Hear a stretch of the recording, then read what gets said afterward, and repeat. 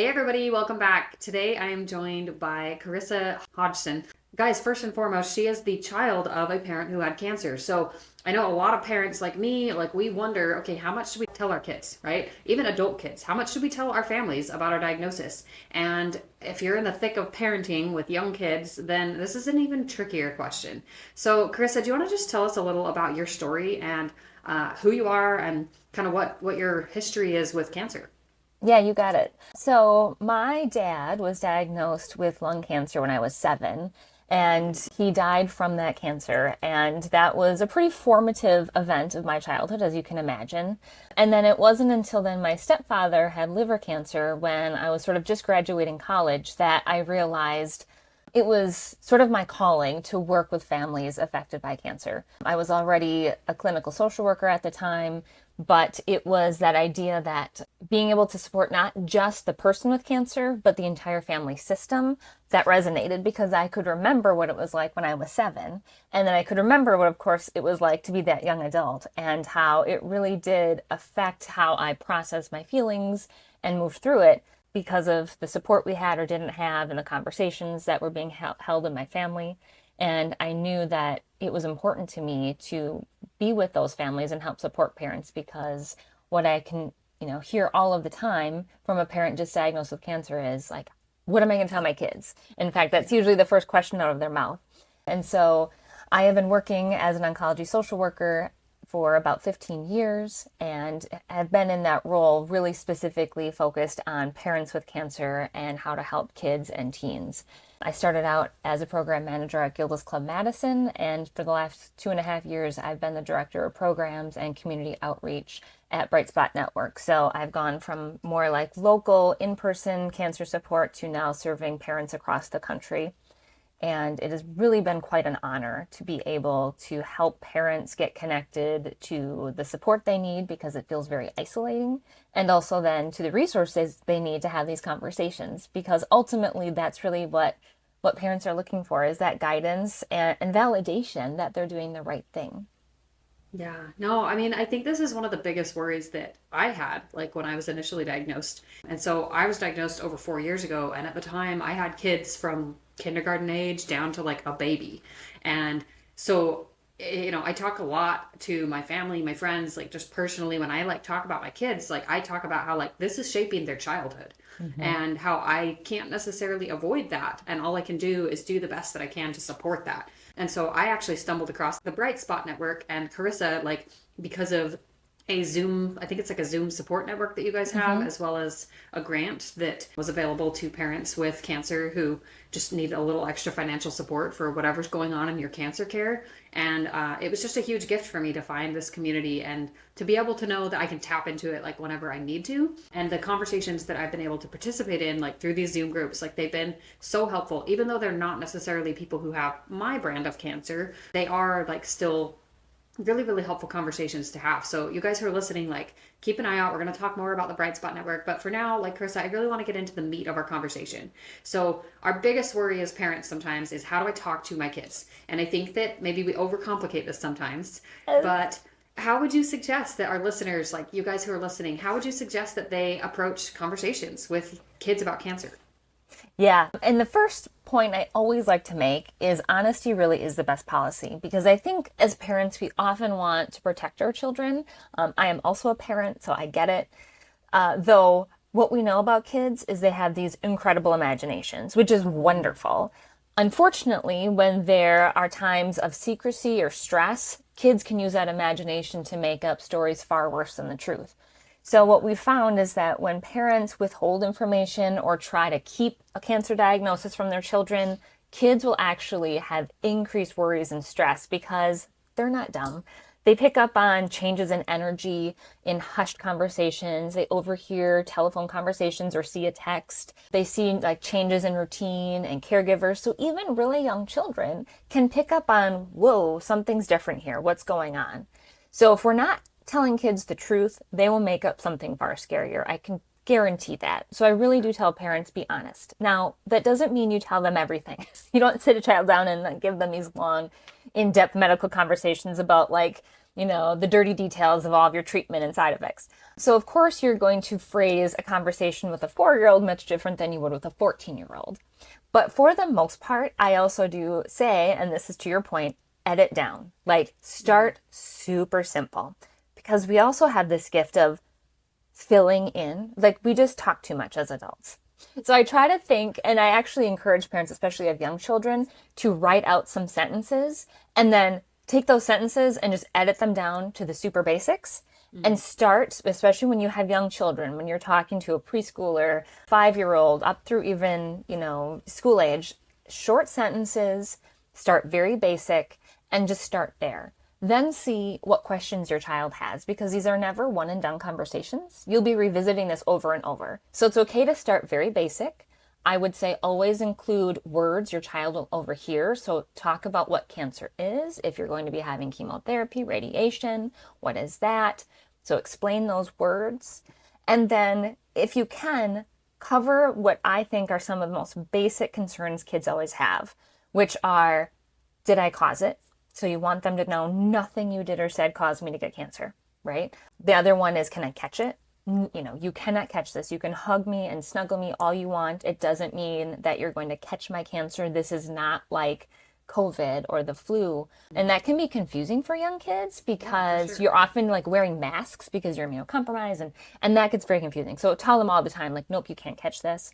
It is not your job to cure me. I have a great medical team. They're doing everything they can. Your job is just to give me lots of hugs and snuggles. And then kids are very egocentric. So then, like, they want to know who's going to care for me, who's going to make my lunch, who's going to pick me up from school. So reinforcing that no matter what happens, someone will always be there to care for you and love you and take care of you. These are points that you'll want to circle back to constantly, just to remind your kids, like, you're okay. Well, and I love those little like reassurances. Cancer's not your fault. You can't catch it. I think that's actually kind of cute. You can't catch it. It's not your job to make me feel better. And someone will always be there to care for you. And also, if you have questions or, anytime you have questions, you can always talk to me about it. Because I do think that, I think this could be true of anything, right? Anything that we're talking to our kids about that's new or that's kind of unfamiliar territory, talking about it in these terms would be so, so helpful.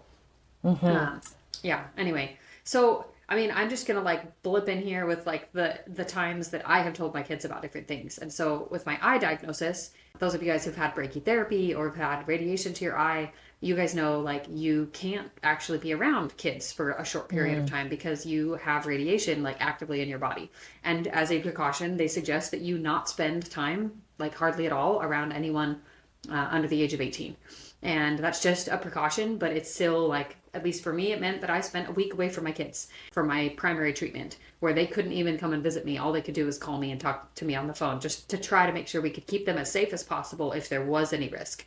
And I just remember that was kind of debilitating as a parent, but also for my little kids, it was kind of confusing, right? They're like, well, mommy is sick, but like, I can't even go and be with her. And so I think, like you said, keeping it simple and just telling them the basics, and then also just reminding and reassuring them that, like, okay, when this is done, then mommy will be home. And like just continuing to remind them of that. And it gets a little bit repetitive, I think, sometimes, especially if you're spending a specific duration of time like in a treatment. But it is, I think, helpful to reaffirm that, like, okay, everything is going to come back together, like mommy will come home, and just reminding them of kind of the present certainties. Maybe not focusing so much on like the things way in the future, because I think that's one of the questions that I know my older kids have had is like, well, are you going to be okay, or are you going to die? And it's like I can't really answer that question super accurately, other than to just tell them that, like, today I'm okay, tomorrow I'm going to be okay, and that I'm going to keep having lots of tomorrows. Just reassuring them of the things that we do know, which is so tricky, because I think that we want that reassurance ourselves, right? We want to know that we're going to be okay. And to not be able to give that to our kids, I think, can be kind of painful sometimes. But to just let them know that, like, that we're going to do everything that we can, and that our doctors are doing everything that they can to make sure that we're okay. Definitely. Living with uncertainty, like you said, it's hard for all of us. As a human, that's a very difficult thing. And so, of course, for children, it can be extra difficult. Yeah. And so I love how you are staying very present and focusing on the here and now. And most parents do find that that really is the best approach. That it's okay to still validate your kids' good questions and fears, like wondering what's going to happen down the road, and say, yeah, sometimes that scares me too. Sometimes that worries me too. And what works for me is to really focus on today. That Yeah. helps me. And And that's that's such really an good role important modeling. skill. Yes. Yeah. Like that role modeling, that's such a good thing. And that's one of the things that I talk to my therapist all the time about is this idea that, okay, I can't I can't make this any easier for them. No matter where in life they will be, this will affect them at some point. They're probably going to do therapy as adults and like process this more. And and if there are, more hard things that happen in our lives because of me having cancer, then it will happen. And I won't necessarily have any control over that happening to my kids. And Right. that's uncomfortable, right? Like I can't protect them from that. I can't protect them from the inevitability that one day I will die. Like even if it's when I'm 98 and I'm super old, I can't protect them from the future grief, right? What Right. I can do is I can equip them with tools. I can teach them and model for them what does good mental health support look like? What are the resources and the people they could turn to for support? And like that is hugely empowering to me as a parent, just to remember that I'm not helpless here and that Yes. while I don't have control over every outcome in the future, like I do have some control of the here and now in like what I choose to do with that time as a parent. So one of the tricky things with kids, right, especially if you've got young kids who are then growing up with your diagnosis like I did, like you have kids who at some point they have really basic questions and then they get a little older and they have more questions. Mm-hmm. So one of the things that you touched on was this idea of like following your kid's lead. So Mm-hmm. what does that mean? Because I think that, like you said, as parents, we have a tendency to like information dump. Yes, right? Yeah, that's a great question. Because every kid is different, I suggest following their lead because some kids will only want the bare bones and that's all they need and they feel okay with that. There's really no need to have to continually give them more information if they're not asking for it Yeah. because it may then cause them more worry. Whereas you might have, even if you have multiple kids, you might have different approaches. So then you have another child who really finds comfort in information and they have tons of questions. Well, then maybe with that child, you're having more frequent conversations. Maybe you're actually looking into reputable sources of information to kind of gather more data, whatever it is that that child feels they need to feel more comfortable. So I always tell parents, you are the expert in your children. So you might go out and talk to different experts about cancer and mental health and coping, but then always filter that through your own parent gut and use what you know is best for each of your children because really, truly, every kid is different. I love that you have this idea of just it's not a one and done thing, right? It's not like you just Mm-hmm. talk about it once and then it never comes up again. Exactly. You talk about it once and then you revisit it. And I Mm-hmm. love, back to those kind of 5 points, those five maybe core values or core beliefs that we want to help instill in our kids is that whole idea that like it's not your fault, you can't catch it, it's not your job to fix this for me, and that someone will always be there to care for you. Like those Yeah. reassurances, like just continuing to kind of lead it back to those, even with any new questions. I think for me, whenever I have new things to deal with, right, new levels of uncertainty, new difficult kind of things to cope with in my diagnosis or really just anything, then it can be kind of tricky in our brains. Our brain kind of starts to panic, like, oh no, I don't know what to do. I don't know what to do. When really all we have to do is apply, previous learnings to what we're currently dealing with or this new question. So I think just providing those reassurances for sure. Yeah, definitely. And part of that providing reassurance and revisiting is letting your children know if I have new information or if something changes, I will tell you. Yeah. They need to Like trust that if you will there's come something to them. important, you Yes. will know. We will tell you, like we're not going to leave you in the dark. I don't necessarily tell my kids this, but kind of tempering that with the idea that as a parent, I'm going to filter the type of information, the depth of the information that I give to my kids based on, like you said, the parenting gut, right? So Mm-hmm. if you don't feel like it's a good idea to talk to your kids about more of the ins and outs or kind of maybe the emotional uncertainties that you're dealing with as a parent, then maybe you don't talk about those things with your kid and you talk about them with your spouse or you talk about Right. them with your parent or a counselor or just whatever that resource looks like. And I think that, let's maybe give a disclaimer here that we're all just figuring this out and that there isn't really a right way and that all of us are going to maybe quote unquote make mistakes. And I Mm-hmm. think that the best that we can do is just adapt and improve, maybe how we do this and just improve our communication with our families and with our kids. That's Um, exactly right. And we know, I mean, like you said, we're human, we're going to make mistakes. And if you're a parent, you know that you've probably already made mistakes. oh my gosh, But one of the yes. best ways to role model that is to acknowledge to your kid, we all make mistakes because they need to know that. And you always have the opportunity to make a fix up and to Yeah. say, the next day, hey guys, I'm really sorry that I was short with you, that I, kind of blew up on you. I was feeling really anxious about my upcoming, scan, and that made me really irritable. And so I'm really sorry that I yelled at you. I think next time I'm going to try and maybe do some deep breathing when I'm feeling that way. Or, let them know sort of like what you're going to do to try to be different, because then they can see, oh, I can make Like, fix-ups too, and I can grow. and taking accountability, right? Taking accountability Yes, for our own feelings and how we are kind of projecting those feelings on our surrounding world. One of the things that I love doing, at least, is like finding books to like help my kids make some connections. So do you have any books that you would suggest that parents use to kind of guide some of these conversations or to introduce some of these topics? definitely. We know that one of the best ways to talk about new concepts with kids is books. I mean, if you're a parent, you're already doing this. Every time you're trying to expose them to maybe something new, you can find a children's book that not only has the language that you're wanting to use, but the pictures and the images.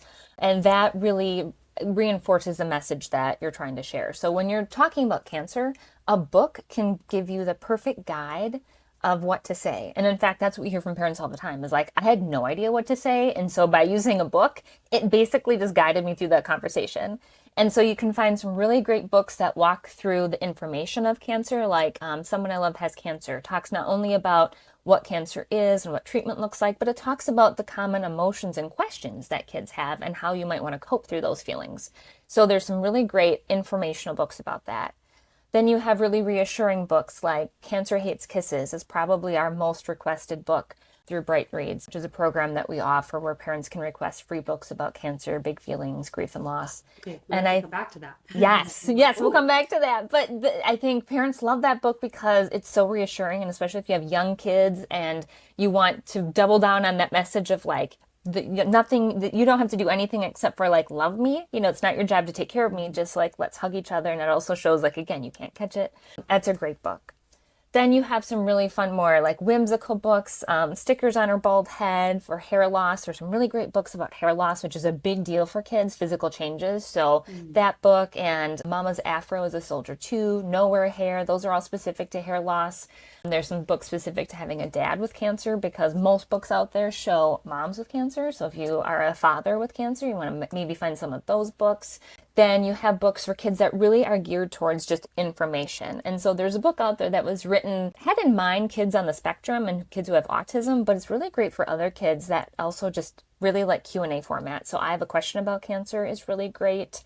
And then you have books that aren't maybe cancer specific, but focus on a theme that's very relatable. Separation anxiety is huge, especially with young kids. I mean, you're talking about spending a week away from your kid.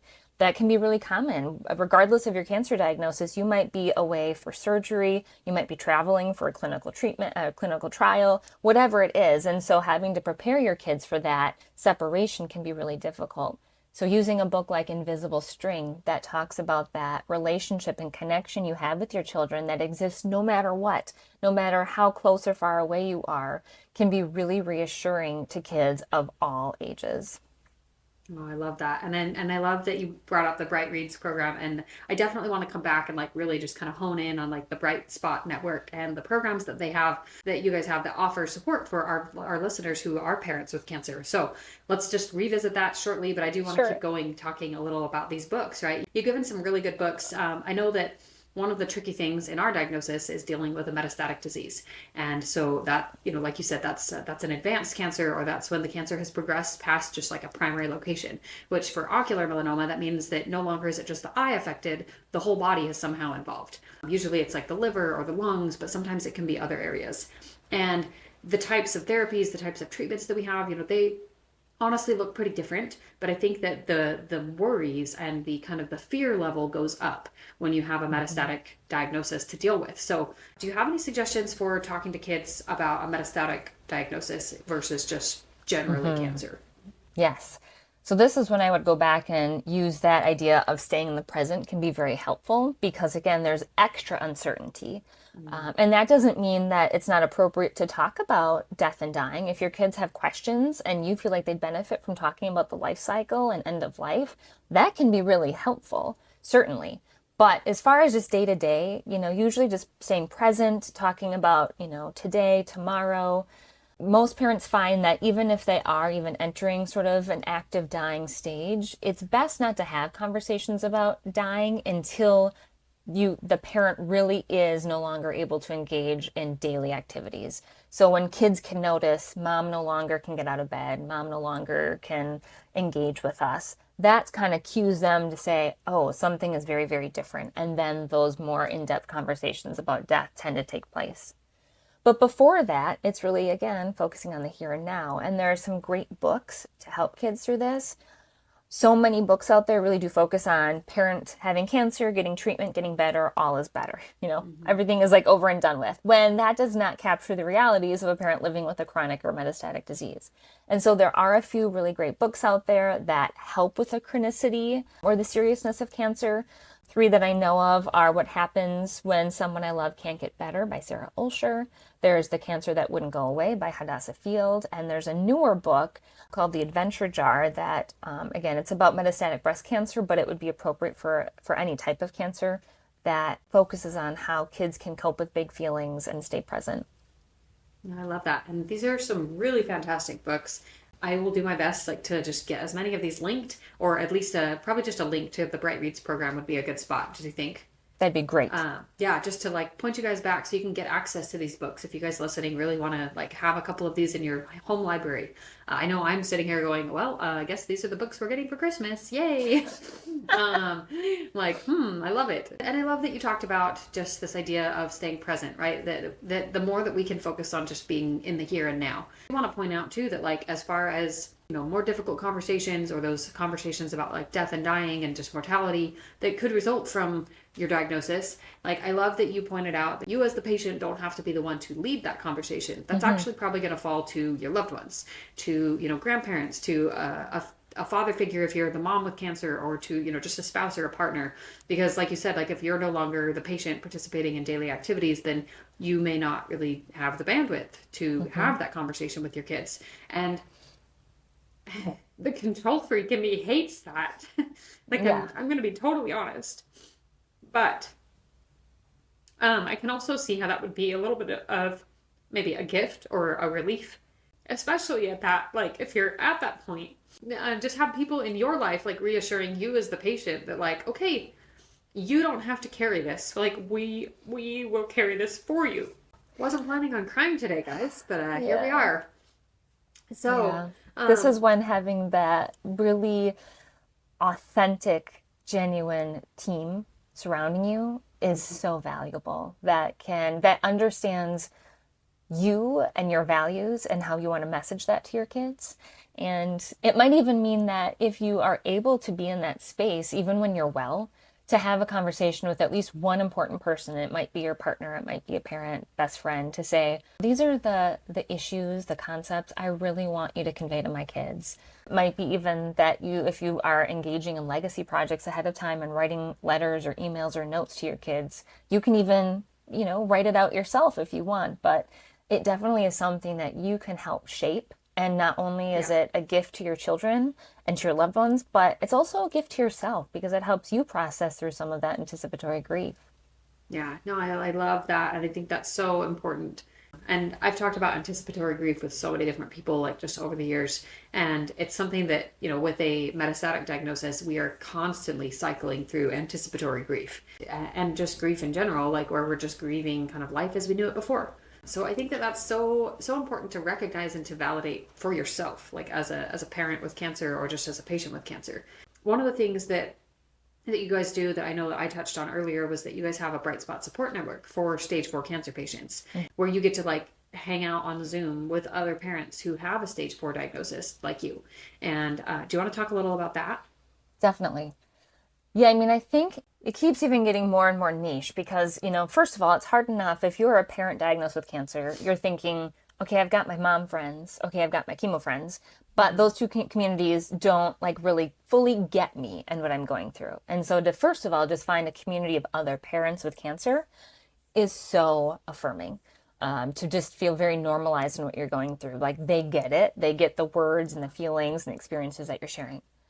It's even more powerful to find other parents with a similar diagnosis. And when you have a stage 4 cancer diagnosis, you really need that space to be able to explore everything you're feeling, because so often what I hear from these parents is even my best friend, even my partner, like they're not able to go there with me. Like it's too scary. And I get it. Like, of course they don't. They don't want to explore death with me, but yet I need to. Like, I need that for my own empowerment. I want to know what that's going to feel like, look like. What are my options? What am I going to do for my kids? So to be able to sit in a space with other parents that will let you go to all of those spaces and do it very authentically and respectfully is priceless.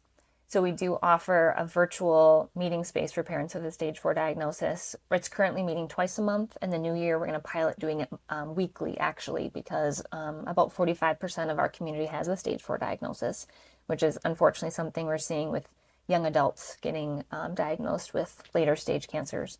So continuing to make very intentional space for that population is very important to us.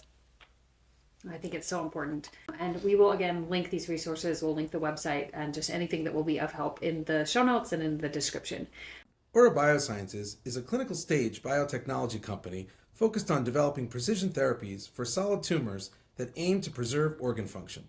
Our lead candidate, Belsar, is currently in late stage development for primary choroidal melanoma and in early stage development in other ocular oncology indications and bladder cancer. Our mission is to grow as an innovative global oncology company that positively transforms the lives of patients. For more information, please visit us at aurabiosciences.com. So, okay, I know we've kind of talked about some dark and heavy topics, Yeah. but let's talk a little about hope, right? And just this idea that we have the phrase, right, that we're like, everybody says, well, I'm hoping for the best for you, or like, I'm praying for you to be okay, like, I'm sending good, good vibes, like all of those things. That can feel really kind of difficult sometimes as a young family, navigating cancer, because it's like, yes, of course we hope for the best, but also like we have to almost prepare for the worst a lot of the time. And that can be really, really difficult. But this kind of idea of hoping for the best, what do you feel like the benefits or kind of the risks of saying something like that could be for kids? Yeah. So, yeah, I need to just acknowledge that that can be such a triggering phrase to people with Such a cancer, triggering phrase. right? And even like when you can appreciate the intention behind it, like, okay, you're trying to think positively or be my cheerleader, it can be really annoying because it feels very dismissive of all of the dark spaces. Yeah, because there's so much. It's not just like it can't be Right. summed up in a hoping for the best. Right? Right. So there is that. Now, there's also research that shows that authentic hope can be a very powerful form of resilient coping. And that hope doesn't need to be this toxic positivity, Pollyanna-ish approach to a situation. Like it can truly exist even in what feels like the darkest of situations. And hospice kind of came up with this idea of circles of hope and how hope can be flexible and accommodating so that you can change what the definition of hope looks like. So as someone with cancer, it might begin with, if you're kind of waiting on a diagnosis, like I hope for an early stage, right? And then if you get a diagnosis that maybe is more advanced than you were thinking, you can shift that to go, okay, well, at least I hope that I can be cured. And then if you can't be cured, maybe it's that you hope for at least just being able to be stable. And even though you have a chronic cancer, I want to be stable and healthy as long as possible. Even in the face of death, if you are nearing end of life, you can shift that hope to say, I'm really hoping for a good death. I'm hoping to leave a good legacy. I want to leave a good relationship with my family. So you can have hope up until the moment that you die and it truly be authentic. So I really encourage people to lean into the, again, authentic piece of hope and how it can actually facilitate that idea of sort of like meaning making and holding on to what really matters without it being dismissive of the realities of how it also really sucks. Yeah. Well, and I mean, those of you guys who follow me on social media, you guys know that one of my favorite mantras that I landed on in the beginning of my metastatic diagnosis was, I'm here today, I'll be here tomorrow, and eventually the tomorrows add up. Like, and that for me is kind of one of my resilient coping strategies, is that I repeat that to myself, and I firmly believe that with all of my being. That doesn't answer all of the questions, right? It doesn't tell me how long I'm going to be here. It doesn't tell me if I'm going to be okay 100%. Like it just answers kind of the here and now questions, and it gives me some hope and some grounding in kind of where I'm at right now, which then helps me to maybe not spiral quite as much, Yeah. Which I think can be helpful because there's a lot of things that we have to be kind of present for to be able to pivot and adjust, and sometimes more than others. Sometimes we get kind of a lull and this period where we're dealing with a little bit less, but a lot of the times we're coping with some big changes during cancer treatment. Like, how would you suggest that they cope with these changes that are happening if they're dealing with things that are a little bit more interruptive, like mom being in the hospital for a month or a week, or whatever it looks like? Yeah. As much as possible, I encourage parents to prepare their kids for change. It helps everyone to sort of anticipate and process through the big feelings if they're given a little bit of time. So if you know that a parent will be gone for an amount of time, let kids know that ahead of time. If you know that there'll be a big physical change like loss of hair, amputation, using a wheelchair, having an ostomy, letting kids know that ahead of time, maybe giving them some information, being able to sort of play through it using medical play. All of those are great ways to allow kids time to think about it, to ask questions, and to be less scared by it. That's just sort of human nature, right? If we can anticipate a change, that's great. One wonderful way to help kids understand changes in routine, because that's a big disruptor, especially for little kids that really thrive on sort of having the same routine, is using some kind of calendar or schedule.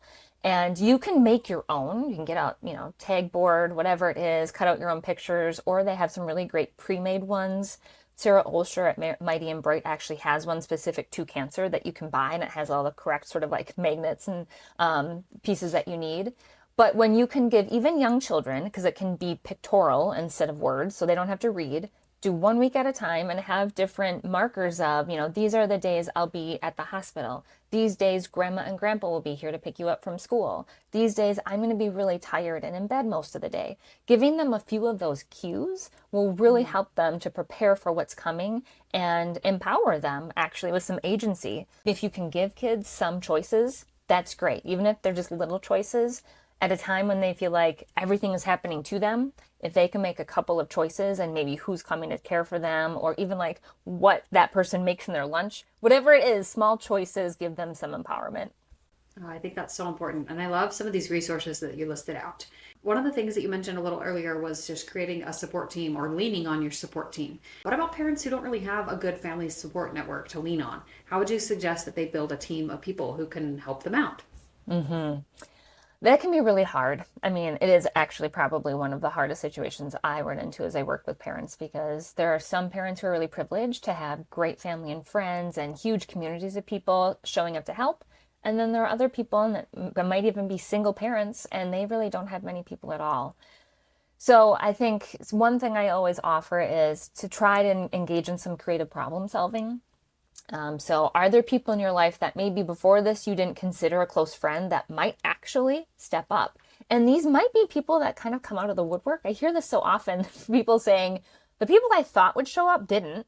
And yet I had this random person from work that like somehow knew exactly what I needed and what I was going through. And that was the person that I felt the most support from. So first, maybe take a step back to go, are there people that maybe feel safe that you could ask to be a helper right now?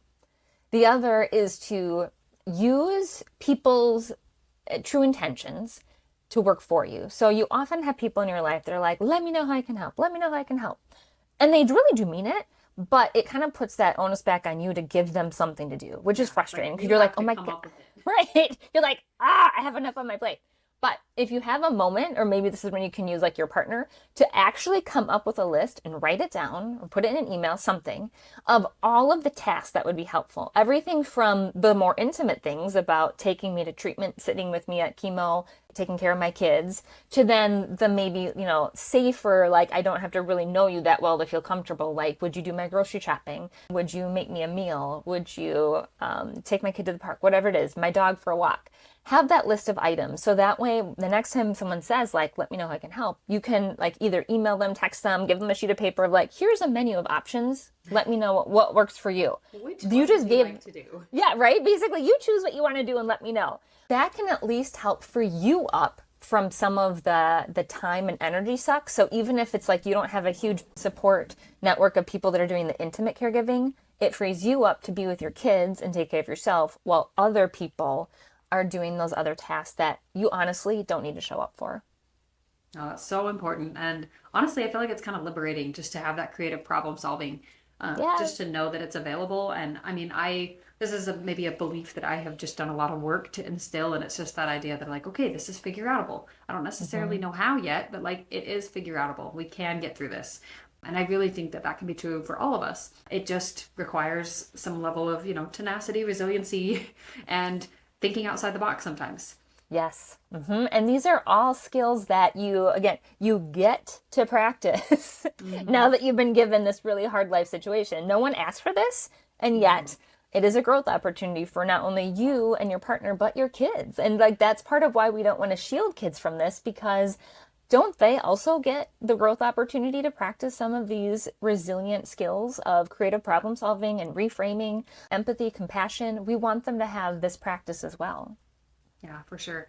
So one of the things that kids deal with, I think, a lot, or at least that I see with my kids, is this idea of like big feelings, and Hmm. that those big feelings maybe don't always translate to what I, as an adult, think they should translate to, and they turn into kind of some extreme behaviors or just new behaviors that I maybe don't really know what to do with as a parent because I've never seen a kid or my kid exhibit this behavior before. Yeah. What kinds of advice do you have for parents in helping their kids work through some of these feelings? Castle Biosciences is a proud sponsor of this I Believe podcast. Castle's innovative uveal melanoma tests provide valuable information about the risk of your eye cancer spreading to help you and your healthcare team individualize the management of your disease. To learn more, visit castlebiosciences.com. Always trying to remind parents like to sort of expect anything. And sometimes the way we think our kids are going to react is totally different. You might have a kid that you thought was going to weather this be really distraught, and then you have the kid you thought was going to be anxious, like they're totally fine. And that just happens. I hear it all the time. Even a parent with of identical twins, they were like, my two twins, totally different, responded very differently. So it's okay to have tons of feelings and it's okay to have no feelings. I think that's the other thing parents worry about is sometimes kids are just like, okay, whatever, I'm gonna go play now. Yeah, they just like Right. go And you're off with like, their in their oh, own little world. right. And that could be really healthy compartmentalization for them. So that's great. If they're truly listening and they seem okay, great. You don't need to like talk them into worrying about it. Yeah. But of course, then we do have kids that exhibit really big feelings. And when you have young children, it's important to recognize that there might be some regression in development, and that's normal. So if you had just potty trained your kid, or maybe your kid had been potty trained for a year or so, and all of a sudden they start having more accidents, that's normal. It really is normal and okay. And that doesn't mean anything pathological or scary. It just means they're feeling really stressed right now and they might need some extra support. If you have a kid that's, eating too much or too little, sleeping too much or too little, those might be signs that like that's the way they're exhibiting some of their distress. Kids might really explode with their feelings or they might really withdraw and go inside of themselves. So again, you're going to see these feelings come out in all kinds of new and different ways. I always like to first just normalize that because if you think about how you're responding, like you're also maybe feeling like a mess. And so your kids are displaying their worries and distress through these behaviors as well. Yeah. So again, it is okay. You want to help them to name their feelings, validate their feelings, and let them know any feeling is okay. It's okay to be angry. I think that's an important feeling to validate because a lot of kids are like talked out of their anger. But like, yeah, I'm angry too. And when I'm angry, I like to punch a pillow or I like to yell and scream, whatever it is, like let them know they can have their feeling and then give them options of how they can feel that feeling. This is another great way that parents can role model having big feelings. Sometimes I encourage parents to like editorialize and talk through a thought process. So if again you're in the moment, and this is hard to do, but you just get off of a phone call and like something was really scary to you, and you're like, oh my God, I'm feeling really scared right now. I think I'm gonna go in my room for 5 minutes. If you could just give me 5 minutes, I think I need to take some deep breaths and see if I can calm myself down. Go do that, come back, and then say, okay, actually, that was really helpful. All you're doing is talking through your process. But again, you're showing kids kind of what you're going through so that you're giving them a roadmap for when they feel Yeah. anxious, what they might be able to do. Well, and I love that you point out that, like, again, back to this role modeling thing. And isn't that what so much of parenting is? It Like, sure is, parenting yeah. is literally just being a role model on purpose or on accident for our Right. kids. And, like, sometimes, the times that we can make it happen on purpose, I think are some of the most valuable learning opportunities that our kids will have. And so I mean, I know that's something that I do. Like sometimes I will actually like say almost word for word what you just said. I'll be like, okay, honey, I'll tell my husband like mommy needs to go and spend 10 minutes in her room, or like I just need to go meditate for a few minutes, or whatever it is that I think I need to do. And I will say what I need, and then I will go do it. And just like sometimes it feels like it takes a lot of willpower to do that, right? To pull myself away from whatever level of like immediate stress and worry that I'm feeling and just do something intentional, but also like to verbally model it. I grew up as a teacher, or that's my background, and so I have a lot of tendency toward that. I'm going to talk through what I'm doing out loud around my kids as much as I can, because I want them to, it's a language thing. It's helping them to see and to model their behavior after mine. But I think that it also really helps me to like verbally process what am I doing and why. I don't know. I think that's so valuable. So I really appreciate you talking about, some of the things to look out for with big feelings, some of those maybe red flags or things that are more normal to be concerned about. And then, if the parents are concerned about certain behaviors, right, the ways that their kids maybe are behaving, or maybe the tendencies that they're leaning toward, maybe some of the things that they say, if parents are concerned, like, where would you suggest that they reach out for more kind of strategic support? And I want to say that it is never a bad idea to reach out for support. I think sometimes we have this stigma of things have to be really bad to get support, or if like, I don't want to get my child a therapist, that must mean something's really bad or something's wrong with them. That's not at all the case. All it means is that your family is going through a really tough situation, and your kid might benefit from another caring adult who's there looking out for them, someone to listen, and maybe learning some new techniques. Like, this is all good stuff. So, reaching out for help could be, contacting your child's pediatrician, or if your clinic has a social worker, if your child is in school, reaching out to a teacher, school staff, guidance counselor, if you are connected with a spiritual center. There are lots of different places that you can go to someone you trust and to say, hey, I feel like we just need a little extra support, and let them point you in the direction of someone that might be able to help. I think most people automatically go to therapy, and of course, that's a great resource. I also want to be realistic, and we're living at a time that there's a huge demand for mental health services. There are long waiting lists. There are few therapists that work with kids and understand cancer. So it can be really, really, really hard to get your kid connected to a therapist. So if you can, great. But if you're one of those people that don't have the money or resources to do that, there are other ways. One could be, this is where we get that creative problem solving again. It could be that your clinic has a child life department, and a child life specialist could meet with your child and give them some support. There's also an online virtual child life organization called Hearts Connected that can do some virtual support with you and your kids. It might be that you still want a therapist, but there's a wait list, or cost is prohibitive. Are there graduate interns in counseling, social work, family therapy that can see your child for free, and they're supervised by someone that can sort of help? That could be a great option. Let's not forget schools. If your kid is connected to a school, there's so much great support at a school. Not only teachers, but social workers, guidance counselors, nurses, coaches. There could be some really great people that can offer time away to talk and support. Then we actually have cancer support orgs that can talk specifically about cancer, and most of these are free. So you might have someplace local, maybe a local cancer support community that you can go to.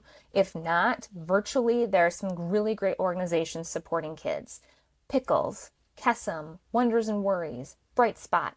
There are these organizations out there that can not only help, you as a parent, but be there for your kid and get them connected to peer support, because we've talked about how important that is for the adult to not feel isolated.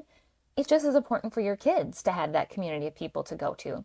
So you can get them connected to that peer support kind of community, and that goes a really long way just to affirm what they're going through. No, and I love that you keep bringing it back to this creative problem solving idea, because like, isn't that what it is? Like, and that's kind of what it is.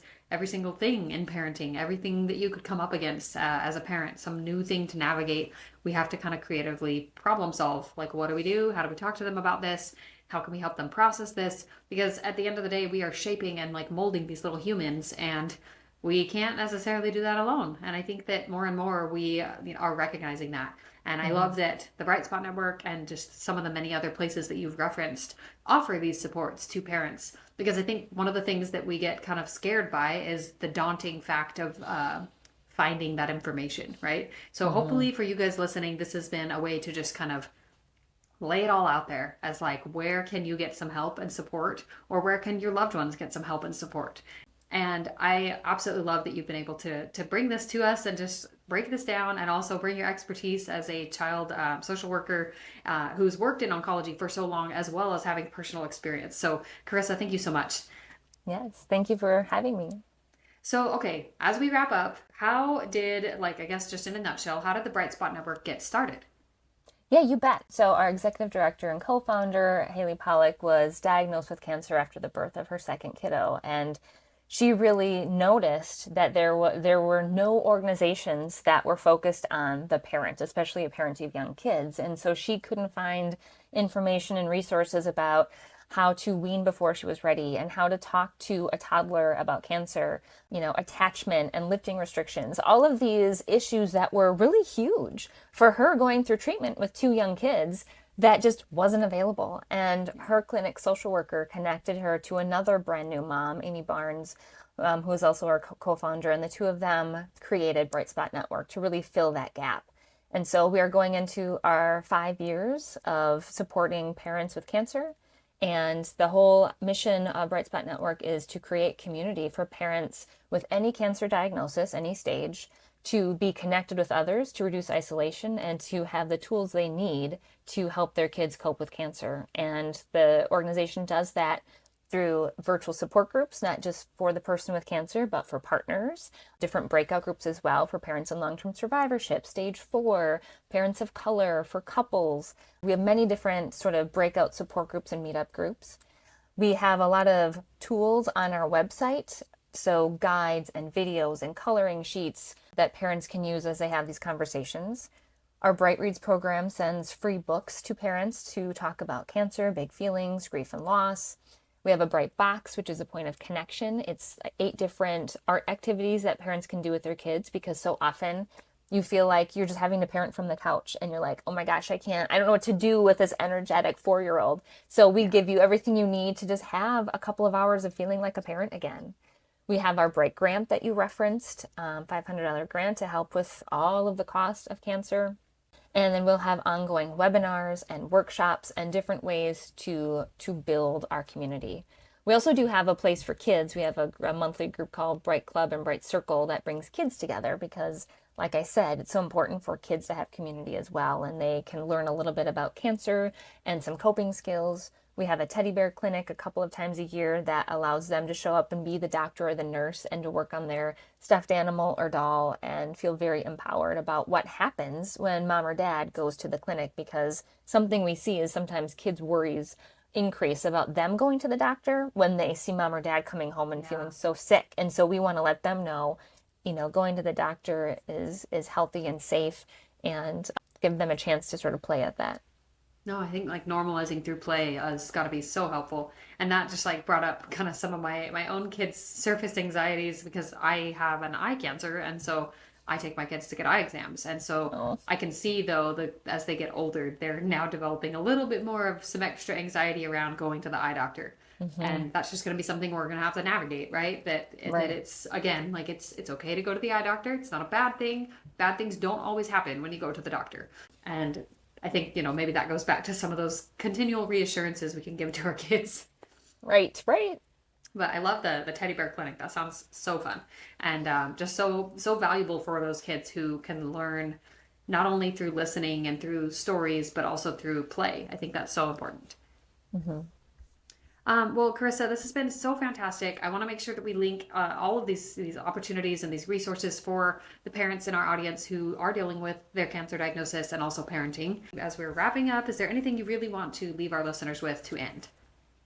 Yeah, sort of circling back to the very beginning, as the adult child of a parent with cancer who died from cancer, I actually find that I inadvertently bring a lot of comfort to parents, because they go, oh, like, I kept hearing you say this, Danae, like a lot of parents feel this guilt that like they did this to their kids, like they brought something terrible to their kids. And to know that their children will be okay and they could grow up and be an oncology social worker and help other families through this. Like I'm one person, but I do think I'm a reflection of the majority of kids that grow up and not only are they okay, but they become better for it. And back in 2018, I actually did a research project with parents going through cancer about resilience. And what I heard from these parents and from the teens that I interviewed was they actually did grow through this. And again, I want to be very careful I want to acknowledge how crappy this is. Like, of course, no one asked for this cancer diagnosis. Like, this is crummy. This sucks. And there are all these opportunities to, learn how to be a good caregiver, how to be mature. The families kept saying, like, we learned how to prioritize and like the importance of spending time with each other and staying present. Even teens who can be quite dramatic, right, are like, I just feel like I'm so much more mature than my friends. Like, I understand what's important in life, and they're worried about tests and driving and girlfriends, but like, I know the importance of like life and health and being a good caregiver, and that's important to me. So I got to hear firsthand all of these growth opportunities. So I just want parents to know your kids will be okay. And like, not just okay, but they actually could be better and stronger because of it.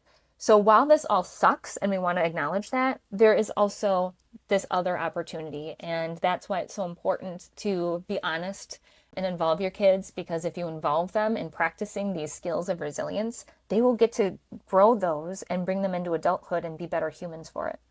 I think that's so powerful, and honestly, that's been one of the most relieving things that I have found in talking to children who have grown up with a parent with a cancer diagnosis, right? Like, so adults in my life. I have a good friend who had kind of a similar story to you, and then just in meeting you. So I really appreciate the insights that you shared there, Carissa, and everything that you've shared with us today. It's been so valuable.